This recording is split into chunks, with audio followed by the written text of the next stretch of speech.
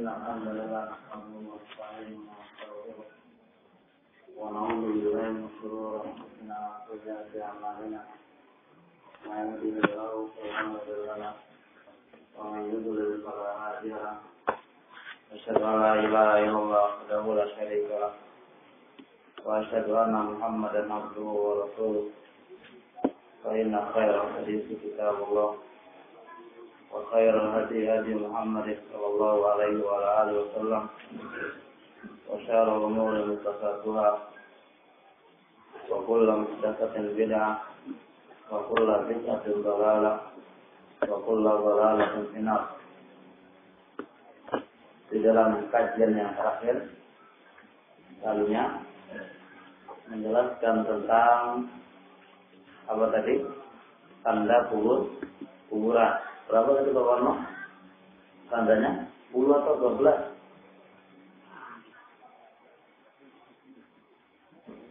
Tanda kuburan itu? Hah? Berapa Pak Warno? Satu aja. Insya berapa tadi?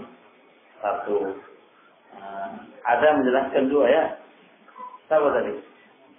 Imam Wardi bilang 2, kaki sama kepala. Tapi dibantah oleh kalau Imam Nawawi yang ada dalam hadis itu 1 doang ya. 1 doang. Diletakkan di pinggir kepalanya. Adapun yang kaki ini ya ini butuh dalil ini. Butuh dalil. Baik. Kemudian terusnya tentang bentuk kuburannya. Apakah bentuk kuburannya itu kayak gunung atau kayak atap rata gini? Ya, tahu kan? Gundukannya itu loh, gundukannya. Gundukan itu apakah kayak gunung begini, tinggi, kemudian tinggi begini, ataukah begini? Nah, gimana yang lima ini? 2 pendapat di antara para ulama. 2 pendapat di antara para ulama.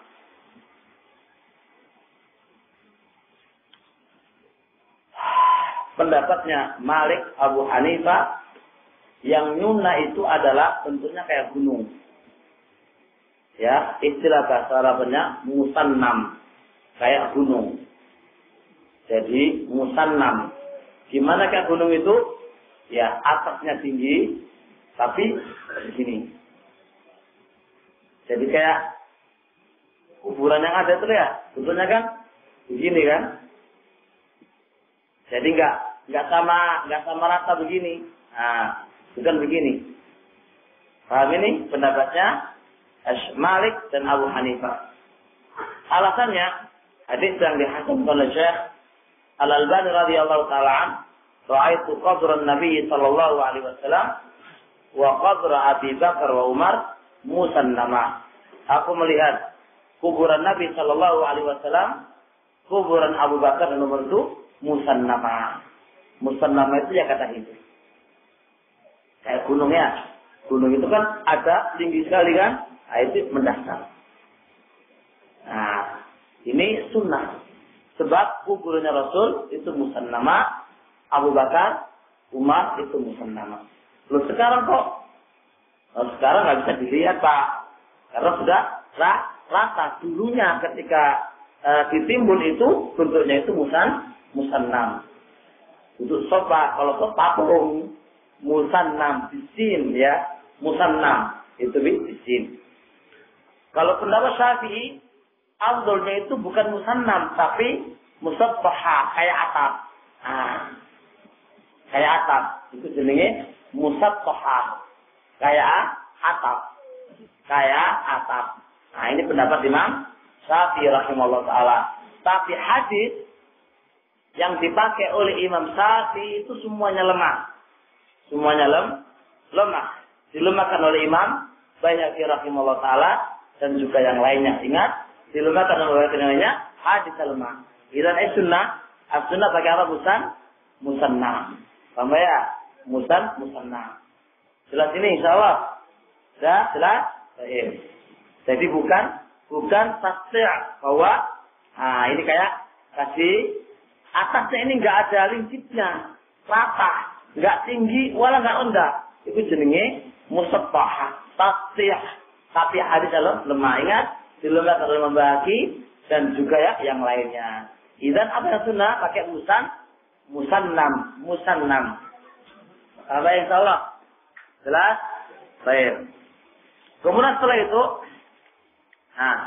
berarti masalah penguburan sudah selesai. Di sini ada lanjutan. Setelah kuburan itu sudah selesai, bentuknya musannam, dikasih tanda di sisi kepalanya kan saya. Di sini dianjurkan salah satu di antara mereka berdiri di sisi kuburan. Salah satu di antara mereka berdiri di sisi kuburan. Ngapain? Minta-minta? Enggak. Salah satu di antara mereka ingat, duduk di sisi Mbak. Bukan di atas kepalanya. Menginjak bukan. Paham Pak ya? Di sisi kuburan. Bukan berdiri di atas kuburannya, bukan. Tapi berdiri di sisi kuburan. Anak ulang-ulang loh Pak ya. Bukan berdiri di atas kuburan, tapi di sisi kuburan. Di sisi itu global. Tapi Syekh Nurul menjelaskan lebih akrab kata di sisi itu di belakangnya kepala. Jadi kalau kepalanya di sini berarti di sini dia. Pak, di sisi itu kata Syekh Nurul lebih akrab itu di sisi kepalanya. Tapi nggak tentu juga boleh di sini, boleh di sini. Tapi jangan sampai di atas kuburan. Nah ini Pak ya, ngapain di sini? Memintakan ampunan dan memintakan tasbih kepada para yang datang. Jadi mintakan ampun, ini mayit, lagi akan ditanya, dan memintakan tasbih ketetapan untuk bisa menjawab apa? Pertanyaan-pertanyaan malaikat. Gitu aja. Gak usah nyeleh-nyeleh. Gak usah, gak usah yang lain-lain gitu aja. Mintakan kepada si yang datang itu ya at-tasbih ya kekokohan dalam bisa menjawab pertanyaan dan memintakan ampun untuknya. Ini semuanya berdasarkan hadis Utsman bin Affan radhiyallahu taala, kana Nabi sallallahu alaihi wasallam, adalah Nabi sallallahu alaihi wasallam idza faragha min dafnil mayyit, adalah Rasulullah sallallahu alaihi wasallam itu faragha, telah selesai min dafnil mayyit, menguburkan si mayit sudah selesai, waqafa alaihi. Waqafa itu berdiri, ala disnatikan di samping. Berdiri di samping kuburannya. Berdiri di samping kuburannya. Faqal istaghfiru li akhikum. Mintakan ampun untuk saudara-saudara kalian. Was'alu lahu tasbih. Dan mintakan pula untuknya ketetapan. Fa'innahu yus'alu al'an. Maka dia sekarang ini ditanya oleh malaikat. Maka dia sekarang ini ditanya oleh malaikat. Jelas Pak? Jelas hadisnya? Gak ada nyala-nyala sudah. Selesai datang. Selesai penguburan semuanya. Rasulullah berdiri di sisi kuburan. Ya. Memintakan ampunan kepada para sahabat. Memintakan ampunan untuknya kepada para sahabat-sahabat yang ada. Dan memintakan tasbih. Kekokohan di dalam menjawab pertanyaan-pertanyaan malaikat. Karena apa? Dia sekarang ditanya. Dia sekarang ditanya oleh malaikat. Jelas ini insyaallah. Kemudian perlu dipahami. Pengarang kitab Aunul Ma'bud juga menjelaskan yang semisal itu. Dan juga Imam Syafi'i rahimahullah ta'ala di dalam kitab Al-Um menjelaskan yang semisal itu. Jadi Imam Syafi'i menjelaskan, ya kita setelah selesai kuburan, ya udah salah satu di antara mereka memintakan ampun dan tasbih untuknya. Jelaskan insyaallah ya. Yang kedua, kata waqafa ala, berdiri di sisinya, bukan berdiri di atasnya. Sebab kalau dia berdiri di atasnya, terkena larangan. Kenapa larangannya Pak? Wong duduk di kuburan aja nggak oleh apa lagi? Berdiri. Karena hadis Rasulullah Sallallahu Alaihi Wasallam, la yajlis ahadukum ala al-qabr. Nah, la yajlis ahadukum ala jamratin fatahriku thiyabahu fataqallasa ila jalli khairun lahu min ayyajlis al-qabr. Sungguh andai kata salah satu di antara kalian itu duduk di atas api, di atas bara api, lalu bara api ini membakar baju kamu sampai ngelintek, ya kulitmu itu lebih baik daripada duduk di atas kuburan. Lebih baik daripada duduk di atas kuburan. Maka menunjukkan duduk di atas kuburan itu besar sekali dosanya.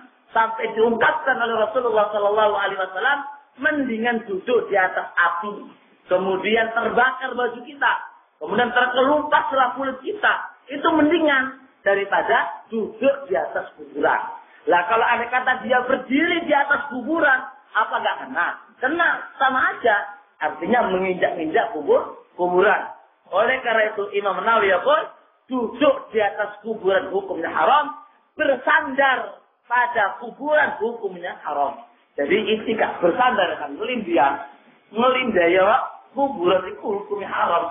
Duduk juga hukumnya haram, melangkai juga hukumnya haram, dan seterusnya.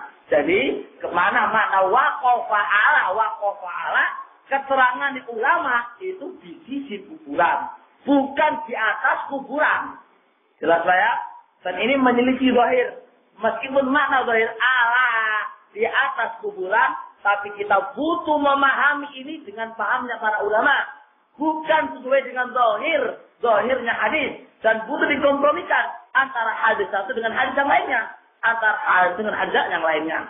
Bukan sebagaimana yang dipahami oleh sebagian orang yang hanya melihat konteks zahir dan mana komus bahasa Indonesia, komus bahasa Arab, tanpa melihat caranya para ulama. Sehingga ketika selesai kuburan, selesai menimbun kuburan itu, dia berdiri di atas kuburannya, kepalanya diinjak oleh dia. Diinjak-injak oleh dia. Ini jatuh pada larangan yang diterangkan oleh Rasulullah Sallallahu Alaihi Wasallam tadi. Jelas saya? Jelas. Sudah? Keterangannya jelas. Jadi ingat, berdiri di sisi kuburan, ingat saya, sambil memintakan ampunan kepadanya untuknya dari semua yang hadir tadi ya, yang hadir tadi. Nanti kalau mereka bilang ini teman kita sekarang ditanya oleh para malaikat yang ada, mintakan ampunan kepadanya dan mintalah tasbih untuknya. Jelas saya? Selanjutnya. Sekarang apakah disyariatkan mentalkin si mayit ya fulan? Bapak tahu? Bapak sabda gitu kan? Lagi datang malaikat nih. Nanti kalau kamu ditanya man rabbuka, jawaban Rabbi Allah. Mari ngono kamu akan ditanya siapa nabimu, jawab Nabiku Muhammad, dan seterusnya. Apakah amalan yang semisal ini sunnah? Apakah laisa di sunnah? Apakah amalan yang semisal ini diajarkan Rasulullah Sallallahu Alaihi Wasallam tidak? Jawabannya jelas. Hadis tadi kan jelaskannya. Gak ada yang namanya talqin. Gak ada yang namanya talqin. Rasulullah tidak mengajarkan yang semisal itu. Tapi meskipun kondisi semisal ini, memang ada hadisnya. Hadis Abi Umamah radhiyallahu taala anhu, di dalam keterangan itu insyaallah akan ada. Hadis Abi Umamah yang diriwayatkan oleh Imam Tabrani rahimahullah taala, intinya di situ ada talqin. Memang ada hadisnya. Ada hadisnya. Hadis Abi Umamah yang diriwayatkan oleh Imam Tabrani rahimahullah taala. Tapi riwayat Tabrani yang mentalkin si mayit ini dijelaskan oleh Syekh Al-Albani rahimahullah taala itu mungkar. Wa yaqul Ibnu Qayyim rahimahullah taala hadisun mungkar. Hadis lemah. Hadis lemah. Hadis lemah. Ingat saya, hadis lemah. Ada hadis Abi Umamah yang dipakai oleh para fuqaha yang ada dalam kitabnya San'ani fi Subul Salam, yang ada di kitab-kitab fuqaha yang itu semuanya hadis yang dipakai dasar oleh mereka itu adalah hadis yang mungkar alias lemah, mungkar atau kalam lemah. Jelas ini insyaallah. Baik. Kemudian Pak, meskipun hadis ini lemah, Al-Imam Ibnu Qayyim rahimahullahu taala menyebutkan beberapa asar dari Rashid Ibnu Sa'ad, Dhamrah Ibnu Habib, Hakim Ibnu Umar. Ada tiga para ulama salaf. Pertama Rashid Ibnu Sa'ad, Dhamrah Ibnu Habib, ya. Tiga apa Hakim Ibnu Umar. Hakim Ibnu Umar. Tiga ulama salaf ini mereka menyunahkan untuk mentalkin. Tiga ulama ini menyunahkan untuk mentalkin. Tambah ada Pak ulamanya tiga. Disebut dengan Ibnu Qayyim 3 orang. Ada mereka ulama misalnya mengatakan talkin. Tapi Pak perhatikan. Meskipun 3 orang ini ulama mengatakan apa? Mengatakan sunahnya talkin kan dibutuhkan dalil kan Pak. Yang namanya kita beragama ini membutuhkan dalil. Lah adapun yang dikatakan oleh mereka adanya syariat. Kata-kata sunnah mentalkin itu dibutuhkan dalil kan. Lah mana sahabat-sahabat yang lain yang kok gak dinukilkan mereka mentalkin mayit. Berapa banyak mereka meninggal. Baik itu pada perang Uhud. Dan juga yang lainnya. Mana nukilan mereka. Mereka itu mentalkin mayat-mayat mereka mana. Andai kata hal itu ada nukilannya. Tentu mereka akan menjelaskan kepada kita. Oleh karena itu. Yaqulu Imam Sun'ani rahimahullah ta'ala. Di dalam kitab Subul Salam. Faqala setelah menyebutkan hadis-hadis tentang talqin itu lemah. Faqala anna hadhi bid'ah. Yaqulu Imam Sun'ani rahimahullah ta'ala. Bahwasanya mentalqin si mayat itu hukumnya bid'ah. Bisa diperiksa di Subul Salam milik Imam As-Sun'ani rahimahullah ta'ala hukumnya bid'ah. Kemudian Syekh Al-Albani rahimahullah ta'ala berselesai setelah menyebutkan tentang bid'ahnya talqin itu, setelah menyebutkan bid'ahnya talqin itu, faqala faedahnya apa? Si mayat itu ditalqin. Apakah mudeng mereka? Apakah mereka akan mendapatkan mau'izah, keterangan, nasihat? Katanya Allah, liyung lira man huwa, liyung lira man kana hayya. Wahai Rasulullah, berikanlah peringatan kepada orang yang masih hidup. Liyung lira man kana hayya. Guna surat Yasin yang dibaca oleh mereka. Dan orang-orang itu apal ini surat Yasin. Tapi nggak paham maknanya liyung lira man kana hayya. Hendaknya engkau Rasulullah memberikan peringatan kepada orang yang hidup. Ngapain mati dikasih peringatan? Ngapain mati dikasih mu'ilah? Ngapain orang mati dikasih nasihat? Jelaskan. Liyung lira man kana hayya. Adanya ingdar, adanya peringatan, adanya nasihat di saat dia itu hidup. Adapun mati tidak ada faedahnya. Ngasih nasihat, ngasih mu'ilah dan seterusnya. Jangankan itu, ya qul Ibnu Qayyim rahimahullah ta'ala. Nasihat diberikan kepada orang hatinya mati gak fungsi. Ngapain ngasih nasihat kepada orang hatinya mati? Makanya fadzakir inna fa'al dzikra. Kasihlah peringatan, kasihlah nasihat. Kalau memang nasihat itu bermanfaat untuknya. Ya qul Sa'di, kalau memang nasihat itu nggak ada manfaatnya, udah nggak usah dikasih nasihat. Nggak ada manfaatnya. Ini saja kalau hatinya mati, apalagi nyawanya mati. Maka bagaimana? Dikasih nasihat, dikasih mu'ilah, dikasih keterangan, dikasih ini, ya nggak bisa. Maka ini menunjukkan bahwasanya ajaran talqin itu tidak benar dari Nabi Shallallahu Alaihi Wasallam dan dalil-dalilnya adalah lemah. Jelas Pak? Jelas? Dah. Kemudian seterusnya yang beredar di masyarakat adanya apa ini? Mu'ilah kan, nasihat. Wah, ini adalah kematian, gini. Seperti itu kan? Haruslah. Nah, apakah itu termasuk perkara yang disyariatkan atau tidak? Kalau kita mau lihat hadis Rasulullah Sallallahu Alaihi Wasallam dari hadis Bara ibnu Azib, ini banyak sekarang anak mau kontekkan hafalan hadis dan kita akan perhatikan makna hadis. Baru kita akan praktikkan dengan apa yang terjadi pada kaum muslimin sekarang ini, bagaimana ketika setelah kuburan nasinya itu. Lihat hadis Bara ibnu Azib radhiyallahu ta'ala qala Rasulullah sallallahu alaihi wasallam. Qala Bara baratna ma'a Rasulillah sallallahu alaihi wasallam. Katanya Bara, kami keluar bersama Rasulullah sallallahu alaihi wasallam. Fi janazati rajulin minal ansar. Fi satu jenazah seorang rasul dari orang-orang Ansar.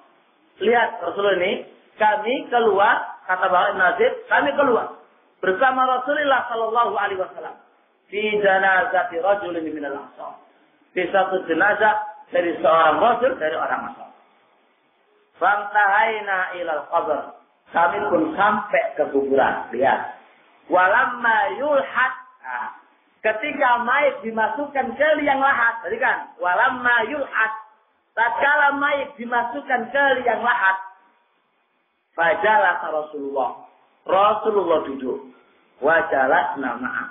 Kami pun duduk bersamanya. Di situ Rasulullah sallallahu alaihi wasallam ngasih mau'izah. Di situ Rasulullah ngasih mau'izah dengan mengatakan istaizu billah min azabil qabr. Mintalah perlindungan wahai kalian semuanya dari azabul qabr. Idan anjuran syariat ini ngasih mau'izah kapan ini? Ketika mayit dilahat. Ketika mayit dimasukkan di liang lahat. Dan apa yang terjadi sekarang? Ketika selesai penguburan. Selesai penguburan yang ada dalam hadis apa? Istaghfiru li akhikum was'alu lahu tasbih. Selesai penguburan yang dipraktekkan oleh Rasulullah sallallahu alaihi wasallam cukup dengan mintakan ampun untuknya dan memintakan tasbih. Sudah selesai sudah. Adapun mau'izah, kalau kita lihat konteksnya hadis tadi apa? Ketika dimasukkan ke liang lahat, itu Rasulullah duduk dan para sahabatnya duduk, kemudian apa? Ngasih mau'izah. Dan ini yang dikerjakan oleh Syekh Muqbil ketika kami hidup. Syekh Muqbil itu masih hidup dan kami bersama beliaunya ketika Syekh mengantarkan jenazah, kami tidak menunggu mereka selesai. Ketika mereka dimasukkan ke liang lahat, sudah Syekh duduk, kita pun di samping beliau. Syekh ngasih mau'izah nasihat kepadanya. Itu yang terjadi pada hadis. Jadi ketika di liang lahat, baru kalau memang ada ceramah atau ada yang ngasih nasihat, kasih nasihat. Bukan ketika selesai yang ada di sekarang ini kan. Bukan ketika selesai. Kalau anda kata setelah selesai yang diajarkan Rasulullah cukup. Salah satu di antara mereka berdiri dengan mengatakan, ini loh saudara kalian, mintakan ampun untuknya. Dan memintakan tasbih untuknya. Sekarang jadi tanya, ada tak? Tidak cukup ya kawan? Ada nggak usah ngomong orang-orang ini, khusus buat kabeh semuanya itu, nggak tahu dari mana lagi cara ini. Nah, memang ini kalau kita lihat misal itu di dalam hadis. Sudah Pak ya? Setelah itu pembahasan selanjutnya. Apakah ngasih mau'izah di saat mayit dimasukkan di liang lahat itu? Apakah istimrariyah setiap kali ada jenazah atau sekali-kali saja? Ada khilaf di antara para ulama. Yang dikuatkan oleh pengarang kitab Tamamul Minnah itu hanya sesekali saja. Enggak boleh istimrar. Sesekali saja. Sebab apa?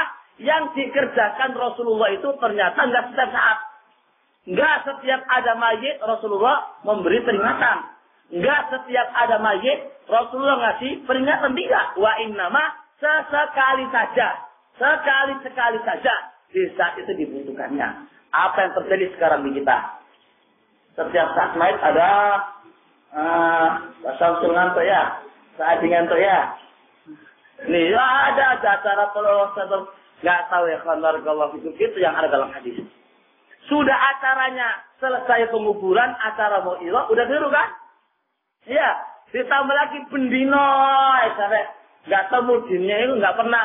Ya itu aja aneh. Iki mana? Pada karo salat Idul Adha itu kan. Ayo isine apa? Nabi Ibrahim sembelih kuai sampai elek orang-orang tua sampai bosan urusan kai kuai lah. Lah itu aja ya kawan. Nah, Allah musta'an. Fal khulafah penjelasan pengarang kitab Tamamul Minnah itu adalah memang kalau kita ingin menjalankan sunnah itu maka itu tidak boleh istimrariyah. Bahkan kalau istimrariyah terus menerus itu mukhalafatul sunnah, menyelisihi sunnah, sunnah. Yang ada itu apa? Adalah sekali waktu. Itu pun ketika jenazah mayit dimasukkan ke liang lahat. Paham? Adapun kalau memintakan tasbih wal istighfar, ya setiap saat, tapi setelah selesai kan Pak ya? Setelah selesai dari penguburan, mintakan dia ampun dan minta tasbih. Setelah itu selesai. Sudah? Setelah itu kita pulang. Setelah pulang, udah. Kita bisa tidur, bisa makan, dan bisa menangis dan seterusnya. Selesailah kita pembahasannya. Selesai ya? Sudah? Bisa dipahami nggak ini? Sudah? Itulah seputar tentang masalah ini. Baik, barangkali ada yang kurang. Ada dulu Pak. Barangkali ada yang kurang.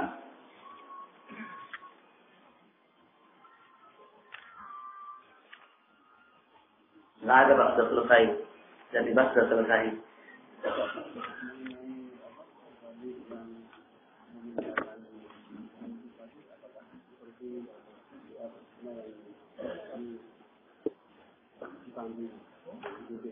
Nggak ada Pak, dosa sendiri Pak. Tidak. Apa Najah mengatakan? Dia mengatakan apa? Istaghfiru, mintakan ampun. Udah gitu aja, istaghfiru li akhikum was'alu tathbita fa inna salu mintakan ampun untuknya dan mintakan ketahuan itu saja sendiri-sendiri, enggak ada istilah panduan oleh yang lainnya. Enggak ada. Jadi ketika itu udah selesai kita Allah mintakan. Gimana cara doanya? Enggak ada penjelasan. Ya Allah, ampunilah dia. Seenggaknya itu bahasa Indonesia, bahasa Arab, ya udah bahasa Indonesia.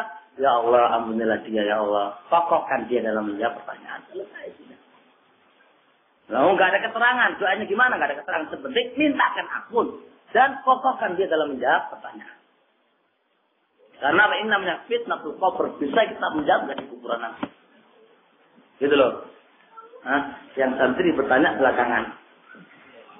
Itu orang mundul. Hah?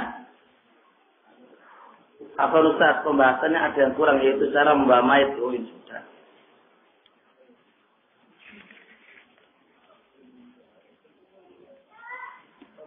Apakah boleh kita membongkar kuburan ketika tempatnya sudah penuh dan digantikan dengan yang baru ini? Insyaallah pembahasan setelahnya. Di kota besar ada yang menyewakan tanah-tanah kuburan untuk disewakan, apa hukumnya? Dan setelah dibongkar Allah mustahil, ini nggak benar ya kan? Membongkar kuburan. Insyaallah akan bahas khusus untuk masalah kuburan, kehormatan kuburan. Ini ada pembahasan khusus yang lain. Tentu masalah jenazah ini panjang. Tidak hanya ini insya Allah akan selesai. Kalau ini kita bahas tajiah. Tajiah cuma ini ada ahkam tersendiri. Tahu tajiah Pak? Oh sini itu nih. Oh iya itu ada pembahasan khusus. Jadi ini enggak lo coba bahas jenazah ini perang ulang ini. Setelah kita meninggal lagi. Loh kalau mau perinciannya Pak, kalau bahasa perincian lagi lagi Pak. Ya panjang Pak perinciannya Pak. Takziah ini aja paling enggak kita butuh 1 jam setengah. Kan itu kan. Belum kehormatan kuburan. Belum tata cara ziarah kuburan. Belum membawa kuburan itu, membawa mayat itu gimana. Sholatnya. Kapan marinya ini?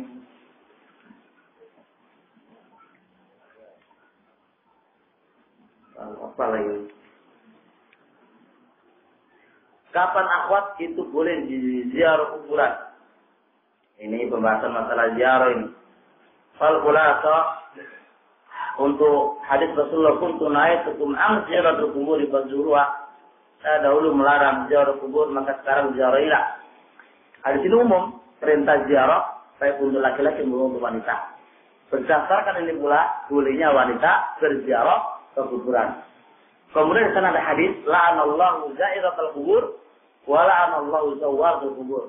Allah melaknat wanita dari wajah zairatul kubur, fi'il isim fa'il. Allah melaknat wanita yang ziarah kubur. Berarti sekali wanita ziarah enggak boleh. Yang kedua, la'ana Rasulullah sallallahu zawarat isim tafdhil. Sehingga mubalaghah, wanita yang sering ziarah. Berarti butuh dikompromikan 2 riwayat ini. Syekh Mubil mengatakan bahwasanya dari 2 riwayat yang paling benar adalah isim mubalaghah, zawarat. Adapun lafaz zairat itu lemah. Berarti kalau lemah, tidak ada kontradiksi antara fazuruha dengan la'ana. Fazuruha perintah ziarah itu kalau hanya sesekali saja. Adapun tidak bolehnya wanita ziarah kalau sering ziarah, itu dilaknat. Itu pengkompromi yang bagus. Boleh nggak kita membersihkan dan mendoakan orang tua kita di kuburan orang tua kita?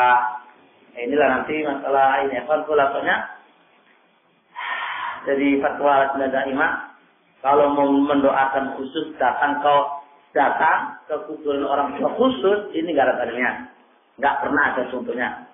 Yang ada tentunya hanya ziarah kubur, kemudian doa umum untuk mereka, salam untuk mereka, doa untuk mereka. Adapun khusus datang tidak ada. Tidak ada khusus, tidak ada. Kedua, membersihkan kuburan orang tua khusus nggak ada contohnya.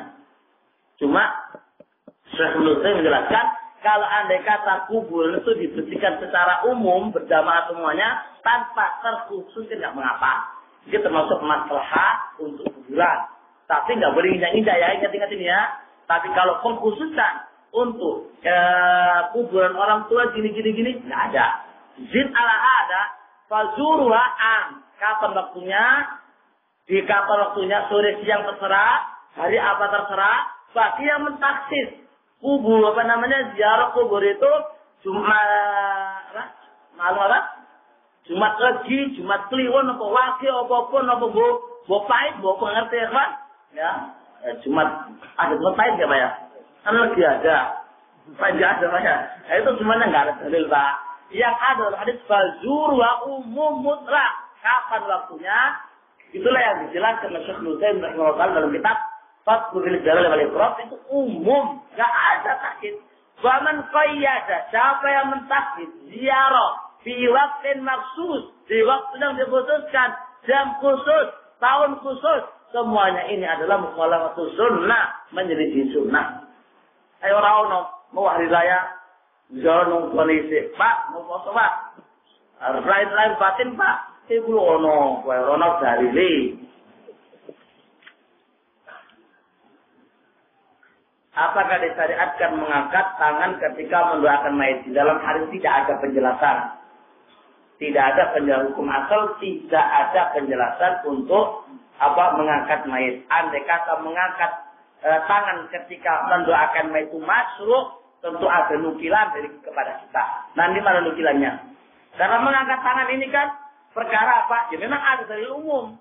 Disyariatkan mengangkat tangan. Apa namanya? Innallaha hayyun yastaqi ayradda doa.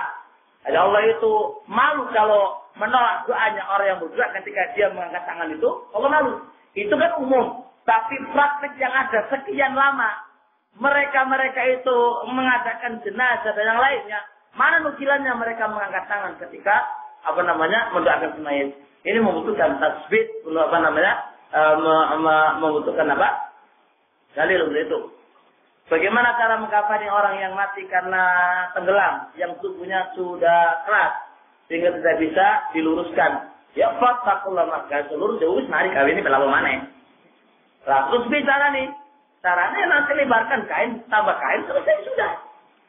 Kalau nggak bisa diluruskan, ambil kain yang lebih lebar, kemudian ditutupi segaris itu aja selesai. Ambil kain sama aja tadi, cuma kainnya lebih lebar, begitu aja. Terus gimana di kuburannya?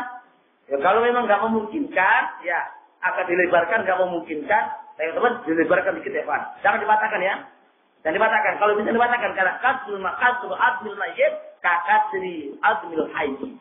Mematahkan tulangnya si mayit itu sama aja mematahkan di saat dia hidup. Berarti apa? Hukum mematahkan organ tubuh yang ada pada si mayit itu sama aja mematahkannya di dalam ketika dia hidup. Sama-sama dosanya. Bagaimana hukum memberi mau'izah di masjid sebelum mayit disalatkan? Ini semuanya juga tidak ada dalilnya. Cuma mereka memakai dalil umum. Saya baca di sebuah kitab Syariah. Dan ini salah paham. Memang pernah Rasulullah Sallallahu Alaihi Wasallam di saat ada mayit, Rasul bertanya, apakah ini punya hutang? Begitu aja dipahami oleh mereka, ngasih nasihat ini itu loh acara-acara yang lain. Kalau memang pengen bertanya kepada si mayit, sebagaimana pada Rasulullah bertanya itu, apakah si mayit itu punya hutang? Oh ada punya hutang nggak? Siapa nanggung?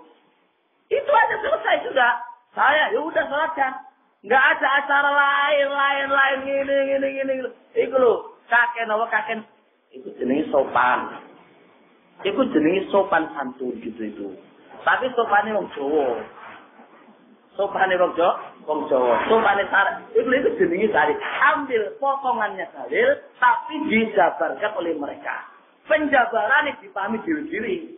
Menurut Bapak ya, jelas.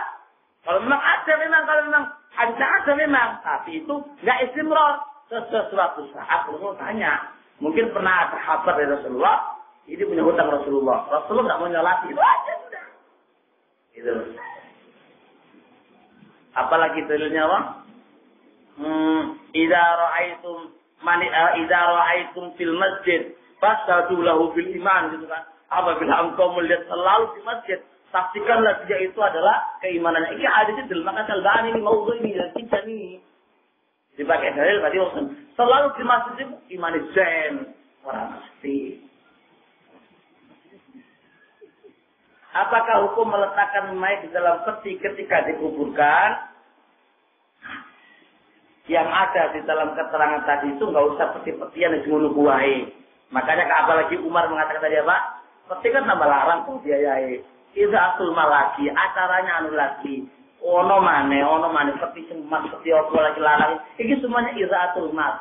Jangankan kapan, perlu itu. Kalau nggak andai kata nggak ada syariatnya, itu dihukumi izaatul mal. Andai kata nggak ada syariatnya itu kapan tinggal loh Pak ya? Oh pemane pakai peti ini ini terbuang apa nih? Kayu lo duit, mendingan kayak orang yang miskin itu termasuk izaatul mal. Jelas kan? Dan nggak ada contoh. Apalagi nanti kalau ala sebagian mereka apa? Mepet sama pipinya ke tanah, mana bisa mepet? Oh ada petinya.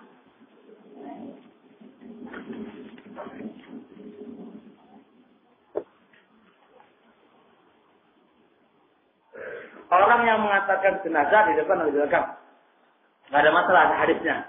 Boleh depan, boleh belakang. Di jenazah atau dipikul, ada potong atau naik ambulan. Ini nanti insya Allah pembahasan pada jangan tergesa-gesa. Apa hukum ambulan yang ada bunyi seperti di masyarakat nging-nging? Oh ambulan itu hukumnya jais, nging-nging. Orang masalah, hukum ini kira hukum jais, mungkin amun salah aja kalau karangan pada. Bacaan tahlil apa ada sunnah tahlil la ilallah semuanya nggak ada sunnah. Insyaallah kasih dalam pembahasan setelahnya nanti insyaallah. Sabar.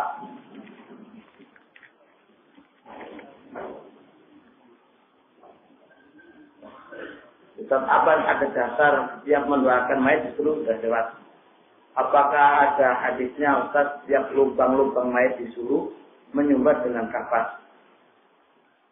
Dijelaskan tadi kalau masalah disumbat dengan kapas itu orang dalil. Cuma Syekh Ibnu Utsaimin memberikan penjelasan disumbat dengan kapas itu intinya fungsinya adalah kalau ada keluar cairan. Kalau mayat itu kan kalau melemah itu kan keluar cairannya kan. Itu kalau ada kata ada keluar cairan itu maka disumbat dengan kapas biar tidak keluar cairannya tadi gitu loh. Lah adapun itu satu kaifiyah bentuk harus ta'abudiyah semuanya mudalil. Dalam keterangan Nabi itu enggak ada. Dan ketika Ummu Atiyah memandikan siapa? Ibnah Rasulullah SAW enggak ada sudah itu sudah selesai. Akhirnya udah selesai enggak ada penjelasan itu. Al-Qur'an dikasih kapas ada selesai ini tidak ada. Ini semuanya kaifiyah yang membutuhkan dalil. Cuma kalau memang maslahatnya ada bahwa terus keluar apa? Cairan itu tadi, itu baru dianukan. Apa hukum memakai sandal di kuburan? Bagaimana hukum Ustaz? Memakai sandal ada dua pendapat di antara para ulama. Ini saya insyaallah kalau Ibnu Hazm berpendapat tidak bolehnya memakai sandal itu kalau sandal yang berbentuk tapi kalau selain jabit gak apa-apa. Itu pendapat Ibnu Hazm. Karena yang ada dalam hadis itu, kebetulan ketika itu ya sahibah subata ini. Hei orang yang memakai dua sandal jepit. Jadi berarti selain dua sandal jepit itu, berarti gak apa-apa. Alasan Ibnu Hazm rahimahullah ta'ala. Dalil bahwasanya boleh pakai sandal itu apa? Ketika dia kembali kemana? Ke kuburan itu. Fa'innahu la yasma'u qur'ani alim. Sungguh si mayat itu mendengar apa? Mendengar apa? Suara terompak berarti apa? Dalil ketika yang ikut jenazah itu ada yang pakai sandal. Andai kata nggak pakai sandal itu kan nggak terdengar kan? Ternyata terdengar. Dari jumhur nggak oleh. Sandal piye wae ora oleh. Sepatu dihukumi sama. Loh kenapa nggak boleh? Karena pokoknya perkara itu ta'budiyah. Perkara ibadah. Loh, nah ketika itu Rasulullah melarang yang pakai sandal jepit. Itu kaidah usul qadhiyatu ain. La qadhiyat pula umum lah perkara yang ketika itu saja. Jadi qadhiyat ini ya perkara memang kebetulan ketika itu ada yang memakai sandal itu kalau ditegur. Bukan satu pengkhususan. Cuma kebetulan Rasulullah melihat orang yang pakai sandal semisal itu. Gitu loh. Dan itu bukan pengkhususan. Apa ya? Bukan pengkhususan. Wa innama ditegurnya orang yang memakai sandal. Cuma kebetulan ketika itu dia memakai sandal yang demikian itu. Lah, adapun dia itu pakai apa? Pakai apa tadi?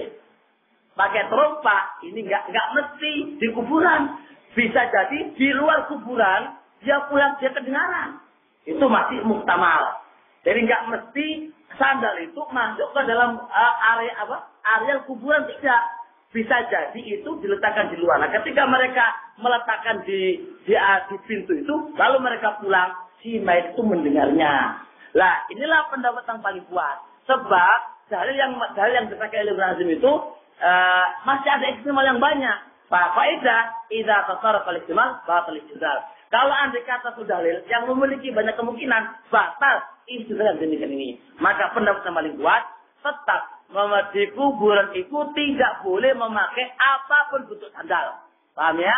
Apapun bentuk sandal dan disamakan sepatu. Paham ya? Disamakan kegiatan.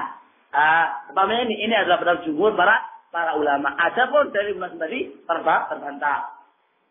Saya tim solehan dalam pembahasan khusus insya Allah masalah bab zarukun.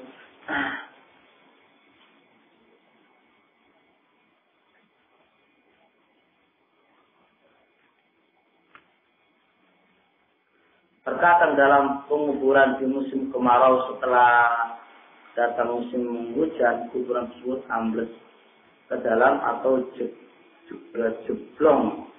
Boleh nggak kuburan yang jeblong tadi ditimbun dengan tanah yang lain? Saya baca di fatwa mutakhirin boleh, tapi dengan syarat tidak boleh melebihi tanah yang ada. Tanah yang ada ya, nggak boleh melebihi tanah yang ada. Ingat, nggak boleh wala tada qabrun musrifan illa sawaita. Jadi nggak boleh melebihi data tanah. Kalau jeblong kemudian nanti mengasih seling, boleh, nggak ada masalah. Ini masalah tinggi.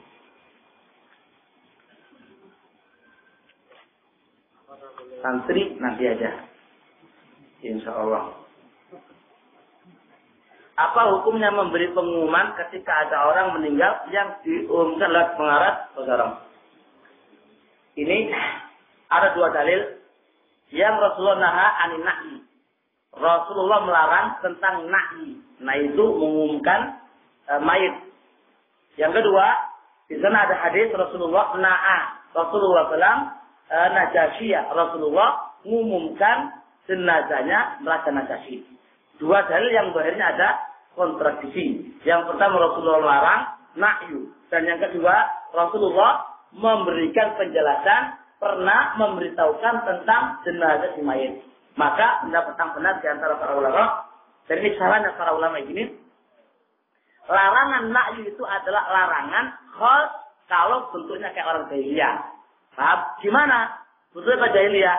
Dia disebutkan, diumumkan di setiap rumah, Putih sudah satu-satunya kata-kata ini. Diumumkan di setiap rumah gitu kan, ani. Sambil menyebut-nyebut kebaikan dia. Ya, jadi si fulan telah meninggal ini, kebaikannya begini ya. Surah yang semisal ini adalah surahnya orang-orang jahiliyah dan ini dilarang. Adapun sekadar mengumumkan si fulan mayit dan hendaknya keluarganya mengurusinya, itu boleh berdasarkan perbuatan Rasul ketika mengkabarkan matinya sahabat Raja Najasyi. Sama ini Pak, ini dua kompromian di dan adalah pendapat jumhur para ulama.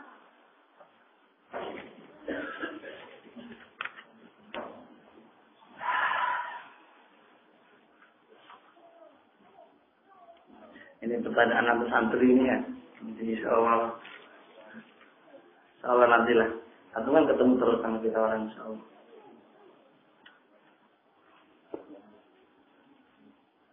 Alhamdulillah, insyaallah. Dan insyaallah kami akhiri. Dan kalau andai kata di dalam acara ini atau lebih khusus saya secara ini ya, ada salah, itu pasti dari saya sendiri dan kebutuhan saya sendiri. Dan andai kata itu adalah ada kebenarannya, maka itu murni datang dari Allah Subhanahu wa taala. Dan pembahasan ini dan buku yang antum ada itulah pembahasan sebagai panduan yang ada. Kalau andai kata apa yang saya sampaikan tadi kok berselisih, andai kata berselisih dengan apa yang ada dalam kitab, pasti bobotnya kitab bukan bobot omongan. Ini kan bobot hafalan.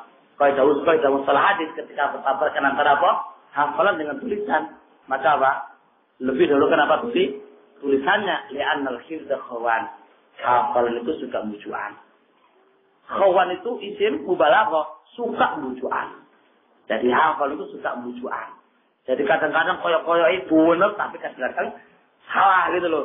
Koyok-koyok salah tapi benar itu jenenge hafalan. Pipi wae bagaimana bentuknya lebih kokoh tulisan daripada apa? Daripada apa hafalan. Baik, dan insyaallah kita akan praktekkan apa? Cara mengkafani si mayit dan bersabar insyaallah mudah-mudahan Allah berikan kemudahan untuk bisa memahami dan mengamalkannya.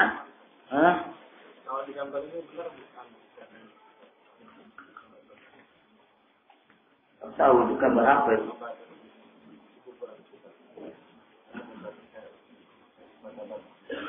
Tahu itu apa? Oh, sekedar gambar itu aja. Insyaallah. Jadi insyaallah ya sampai di sini dulu. Dan insyaallah kita akan tadi ini ada lanjutan tadi. Insyaallah ini kan ketuanya Pak Adi ini. Masih ketua bagian gini-ginian ini. Sampai di sini insyaallah subhanakallah wa bihamdik. Sadalain astaghfirullah wa atubu ilaik.